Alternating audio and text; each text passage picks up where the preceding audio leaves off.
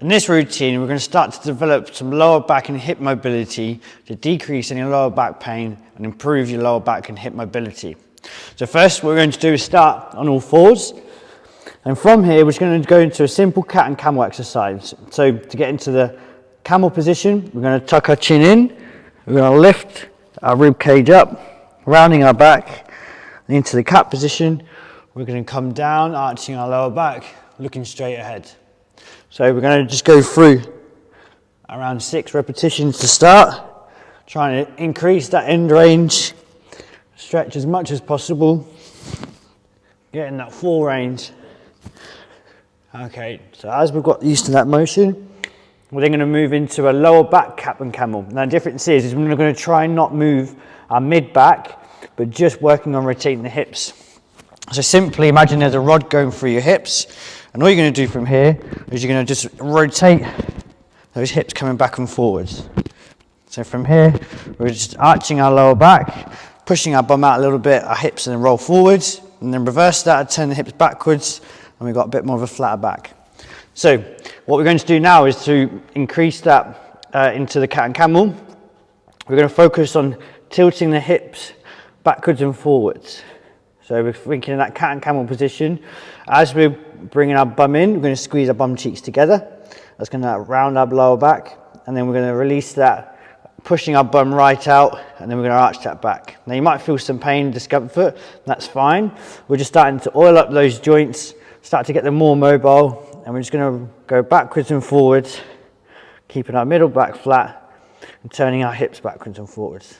Okay, so now we've worked through those range of motions. What we're going to do now is we're going to do a bit of mobility flow from a child's pose into a Cobra stretch. Now this is important because we're going to get both flexion and extension in the spine. So simply for the child's pose, we're just going to rock backwards, rounding our back, holding out for 3 seconds. We're going to come down into a press-up position, hands underneath your armpits. We're going to push through our palms, keep our hips flat on the ground. So we come back into child's pose, holding out, coming down into Cobra, pushing through. So if you're finding it difficult, you might want to go into a half child's pose to start with, and then you can go into a half Cobra. So you can come down, but then you can just bring your hands up here. So you're just taking a bit of that intensity down from the Cobra stretch. Alright, we're just going to go to a full one now. Pushing through, keeping our hips.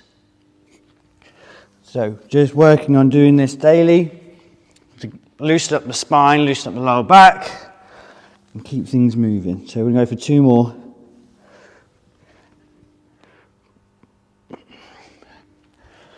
One more.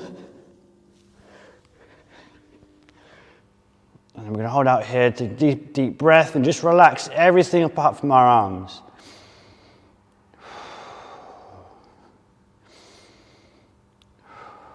Okay, cool. So we're going to come back into the starting position again. We're going to do an exercise called thread the needle. So we're going to work on getting some rotation coming through the spine.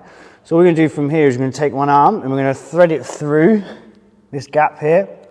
And then we're going to come up and then we're going to reach out as high as we can. So coming down, reaching. Each time I want you to reach a little bit further as we increase that rotation coming through. So we're going to go for 2 more.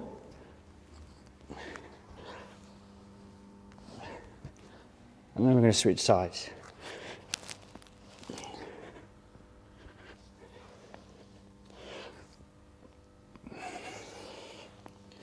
Excellent. And keep going. We're going to go for 3 more. So just working on increasing that range each time.